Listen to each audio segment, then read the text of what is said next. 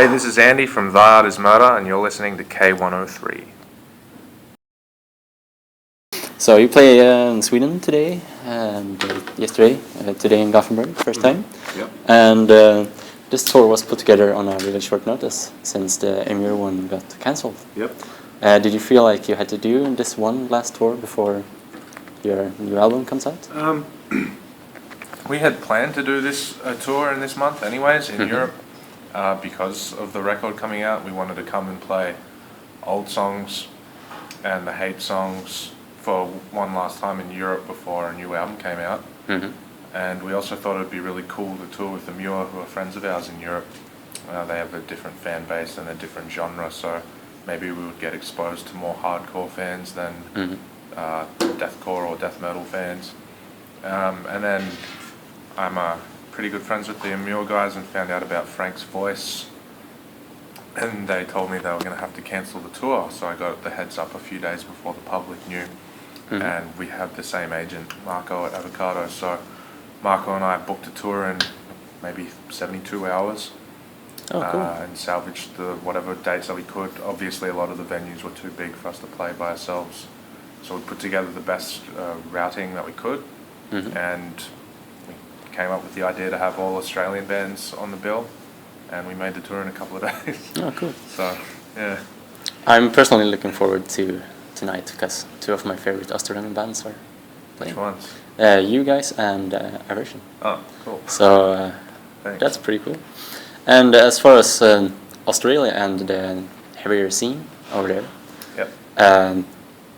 what's your experience as a band making it in like Europe and America compared to like the biggest problems over there? The biggest problem is, I guess, if you were to compare to American bands or European bands, is an Australian band can go on tour in Australia for maybe 2 weeks tops and play 10 shows. And if you kept doing that every week, everyone would be sick of you. So you can play 10 shows once every 6 months maybe, and make a little bit of money, and then it costs a lot of money to get out of Australia, so you got to wait for years and years, or put in a lot of your own money, or get a loan, or get a credit card. Whereas a European band could go on tour for 30 or 40 days, and they can do that twice a year. So, or you could be an American band and play 50 shows, and do that 4 times a year, and all of a sudden 200 shows worth of selling t-shirts and getting paid to perform versus 10 shows in Australia gives you a lot more money, practice playing live, exposure to new fans, meeting other bands that you can tour with or be friends with and will help you out. It gives you a lot more of that, and that's what Australia is missing, is that even if an international band comes and tours, they play like maybe 4 or 5 shows. So they don't get the opportunity to meet people that will help them to make enough money to get out of Australia.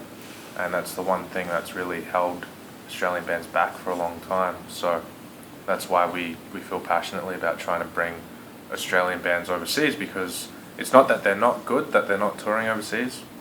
I think we have some of the best bands in the world, but they just can't afford to financially, or no one will give them a tour because they don't have the right connections yet.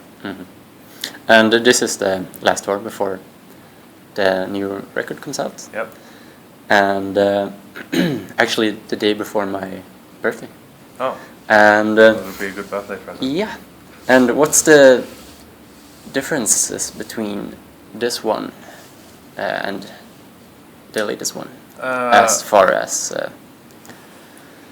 like instrumentals and vocal, the biggest changes? We took a lot more influences in. We toured a lot for Hate, I think over 350, maybe 400 shows. So we got used to playing live and seeing which songs we liked playing live. Some sections are more fun, some sections they sound really cool on the CD, but we get bored because they're too drony or whatever. So we found out that we like playing certain songs better than others. We took that on board and we incorporated more influences. We also got better at writing songs and song structure, and I think we had better ideas this time to start. Whereas last time we had cool pieces and everything, but we were kind of making it up as we went along when we got to the studio, whereas this time, every time we started a song lyrically or musically, we had a really cool idea, and we tried to write like, not even lyrics yet, but like different concepts about what the song should be about, and then that helped us write better lyrics, I think. Also, following the success from Hate, what's your anticipations? Yeah, for the release, for this coming release, compared to like the first one, Hate. like the first material and up till Hate and this one. This one, I expect it to hopefully do better because more people know our name, and we've toured the world so many times now with the record. But in to the opposite of that, it also put a lot more pressure on us. When we recorded Hate, we were doing it for ourselves, and we still make our music for ourselves, but we didn't think that anyone would give a shit about it. We had a record, we had little pieces of record that we wanted to record. We're like, fuck it, let's fly to America and make a really cool record. And it kind of took off, so this time around, we knew people were expecting a record internationally, and you know, it put a little bit of pressure on us, but I think it will be well received. I think there's some great songs on there. We've progressed as a band in a way that we're very happy with, and we're writing music that we want to hear. And lyrically, I think it covers topics that most bands are afraid to kind of talk about. And being signed to Nuclear Blast, this is the second release? Yes. Yeah. It's actually the first release directly through Nuclear Blast. The last one was just a licensing deal. Yeah. And that being said, how much of a creative freedom does Nuclear Blast give? 100%. We didn't even sign the contract till after we finished making the record. Oh, cool. Yeah. And what, in your opinion, does that label give you as a band? Like, what makes that one fit you? Well, historically it's one of the greatest metal record labels of all time. You know, when you think of a great metal record label, to any kid, I guess, whether they're 40 or whether they're 12 years old, you think of Nuclear Blast, Metal Blade, Roadrunner Records. They're like the three big ones that everyone knows the name of. So first off, it's great to be on a record label that has such a good history, and some of our favourite records ever came out on Nuclear Blast. But also the team there is very good. I'm the manager of the art as well as the guitar player, so I have to do a lot of business on a day-to-day basis with the label, and everyone there is the best person to work with. I probably get 50 emails a day backwards and forwards with the label, and they're very professional, they're very fun people, they care about the music, they care about how we are doing not only as a band, that is part of their business, but also how we are as a band as people, and make sure that we're happy and we feel happy about our music, and you know, they seem to really care. This is a pretty long question. Sure. As far as the band's history, how would you describe the growth of the band from like the early days until now? Like how has the music business changed the way this band works, and like is there any specific period in time where you noticed the growth of the fan base and like, you know, that kind of stuff?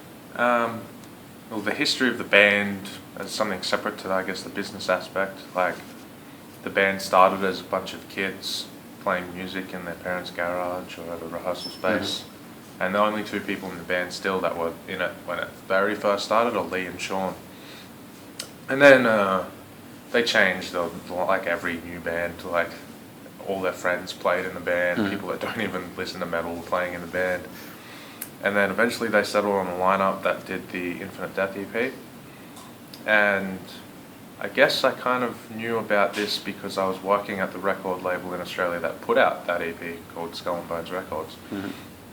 And, you know, it was very casual, and there was no money to be paid or anything. It was just, hey, put out our CD, we're all friends, and you know, so that happened. And I guess with MySpace, the band got a bit of a following internationally with the whole MySpace deathcore explosion in the mid to late 2000s. And the band was still kids. I mean, maybe they were 18 or something. I guess they didn't really know what they could do or how to tour internationally or what the next step was. They were just kids that were having fun playing music.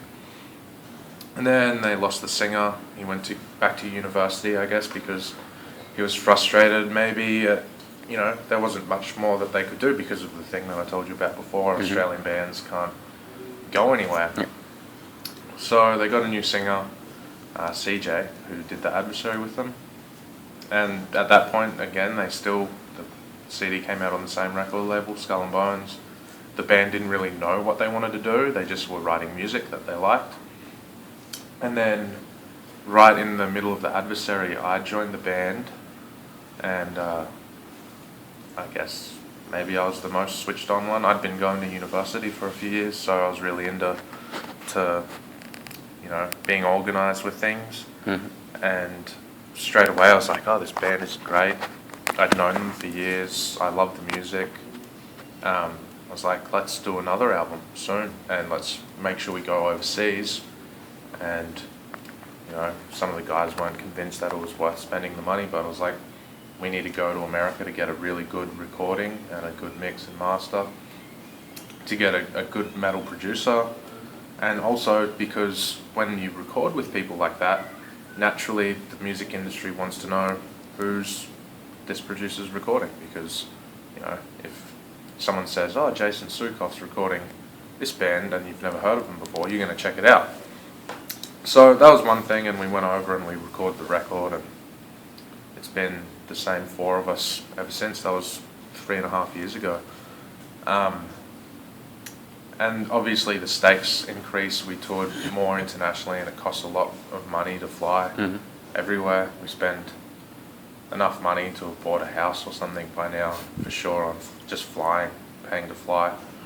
So we just have to be very organised and conscious about how much money we spend, and we don't make as much money as most bands do because we have to fly so far to go everywhere to play.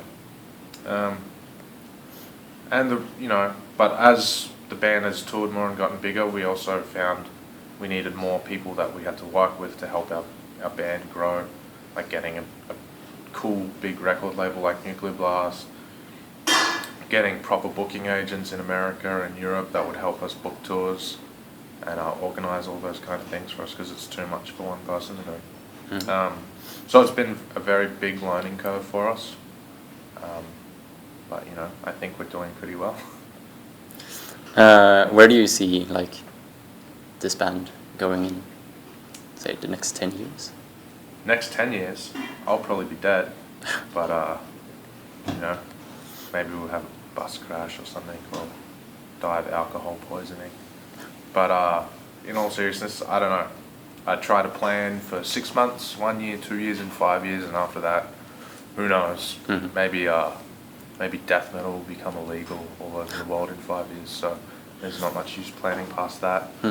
But I can say that, you know, we plan on, you know, touring this record as well as we can. We already have ideas for another record. It's kind of funny because this record for us is nearly a year old already. We recorded in August and September last year, and it will come out in June 30th, so 10 months old.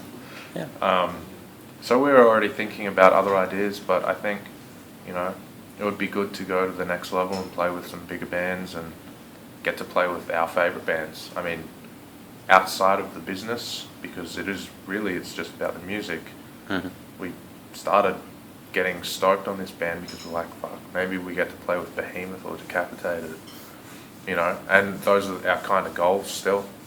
If we can get paid on the side, then that's cool, but, you know, in the next 5 years, I'd like to think we have another 2 records out, and hopefully we have got to play a show with Behemoth. Cool. So apart from the release of the new album, and probably extensive touring, what's next for the coming year that fans can expect? We have a couple of tours booked. I can't tell you what they are because they're not announced, but I'm the band is booked on tour until for another year already. But we're doing mostly support tours, so we can try and play to as many people as possible rather than going out and trying to headline by ourselves and doing smaller shows to fans that already know the band. We want to play to new people and show them our album. We're doing a festival tour in the summer in the States called Mayhem. But we'll probably do some more festival style tours and some support tours to some big bands, and then hopefully by this time next year we'll start the headlining portion of the album, where we'll do our own headline tours in Europe and America and try and build a really cool tour package, and after that I guess we'll record another album.